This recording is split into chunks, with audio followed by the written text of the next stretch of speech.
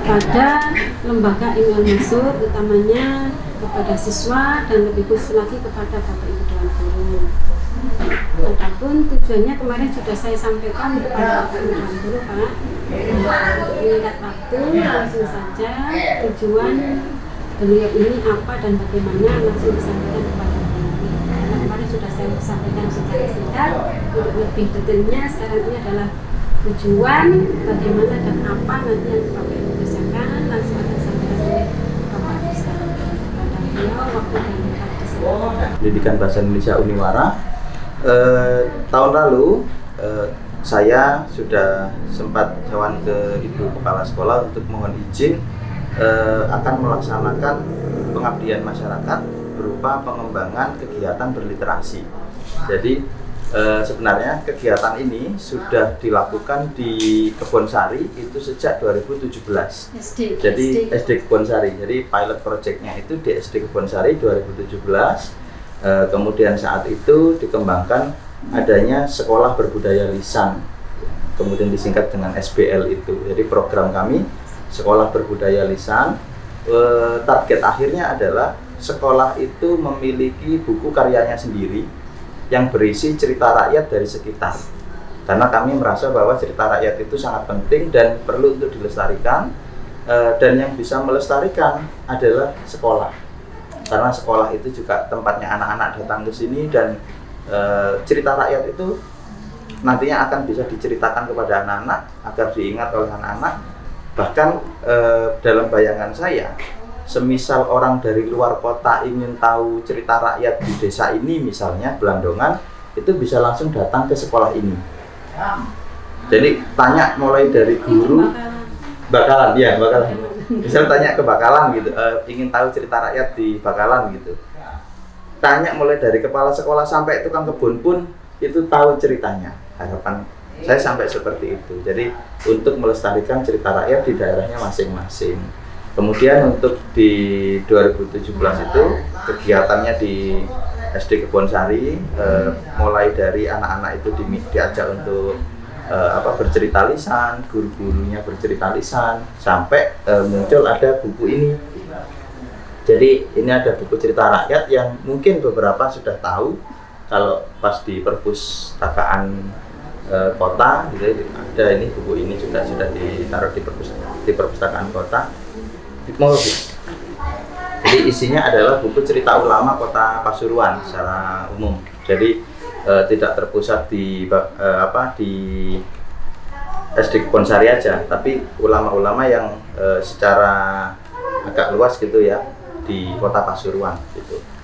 Jadi dari buku ini kemudian ditaruh di sekolah. Awalnya ketika belum disebarluaskan, ya sekolah itu harus paham, anak-anaknya harus ingat semua, guru-gurunya harus ingat semua ceritanya. Ada 10 cerita di situ dan alhamdulillah dari 10 cerita ini sudah jadi cerita wajib di sekolah itu di SD Kebonsari. Nah, selanjutnya adalah pada cakupan yang lebih sempit tetapi lebih spesifik, di mana setiap sekolah itu memiliki cerita rakyatnya sendiri. Jadi tidak meluas sampai ke kota, tapi dalam lingkup terdekat. Dalam lingkup terdekat mengumpulkan cerita rakyat. Gitu. Nah, cerita rakyat ini ada yang legenda, dongeng, fabel, itu yang bentuknya prosa, atau yang misalnya seperti mitos-mitos. Kalau di sini misalnya ada mitos nggak boleh ngidoni sumur nanti sumbing, gitu. Nah, seperti itu, yang mitos-mitos seperti itu ditanya. Jadi guru meminta anak-anak untuk tanya ke orang tua atau mbah-mbahnya, terus dikumpulkan cerita-cerita itu, entah itu dalam bentuk tulisan maupun dalam bentuk rekaman audio, dikumpulkan oleh Bapak Ibu Guru, dan rencananya Bapak Ibu Guru kami latih untuk membuat cerita itu. Cuman jangka waktu untuk membuat cerita itu kan panjang, kemudian juga kemungkinan akan banyak menyita waktu Bapak Ibu guru. Maka dalam kegiatan ini kami sediakan mahasiswa. Jadi mahasiswa ini akan membantu untuk mengkompilasi cerita-cerita itu, juga dibantu oleh keputusan guru juga. Guru kan juga menentukan mana yang bagus, ini cerita-ceritanya yang menarik gitu. Kemudian untuk dikembangkan jadi prosa. Dibantu oleh mahasiswa kami. Saya juga ikut ngarang. Setelah itu selesai prosanya, kami kembalikan ke guru untuk dibaca, itu direvisi. Dalam artian mungkin, oh mas kalau cerita gini nggak cocok untuk diceritakan ke anak-anak, tolong diubah seperti ini, kalimatnya terlalu panjang, seperti itu, sampai sampai ceritanya jadi lengkap, kita kompilasi, kita bukukan. Bentuknya seperti ini. Jadi ada ilustrasi. Jadi ya itu bukunya sekolah. Jadi MI Al-Masyhur punya satu buku sendiri, kumpulan cerita rakyat yang dicari oleh siswa, terus kemudian dibuat oleh guru. Terkait tokoh dan legenda itu malah lebih gampang. Kenapa? Karena sudah prosa, cerita sudah narasi.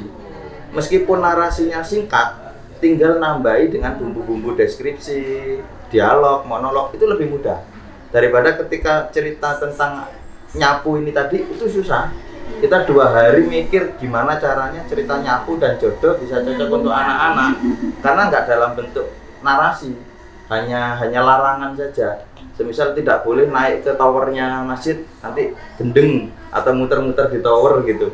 Itu lebih rumit daripada cerita yang tokoh, legenda tokoh, legenda tempat.